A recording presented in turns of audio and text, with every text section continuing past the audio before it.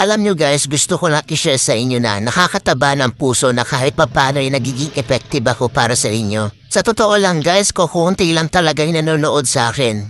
Yung magkaroon lang ako ng 200 views tsaka 10 hearts, masayang-masaya na ako nun. Obvious naman na small TikToker lang ako. Hindi katulad ng ibang influencer dyan na mga sikat kung makabenta ay sobrang dami. Pero ako guys, kahit ganyan lang yan no, ang saya-saya, promise. Kahit ganyan lang guys, feeling ko hindi ako napanghihinaan ng loob. Kumbaga, tuloy-tuloy lang, enjoy lang sa TikTok. Sana naman sa mga mahilig mag-check out dyan, sana lang ma-appreciate nyo din kami mga small TikToker na gumagawa ng mga original content. Hayaan nyo na yung mga influencer, mayayaman na yun. Yung tipong sila naka-iPhone 14, yung mga video camera nila, gaganda. Tapos ako naka-Realme, ang labo pa. Support nyo naman ako guys as a small TikToker dito na gumagawa ng original content.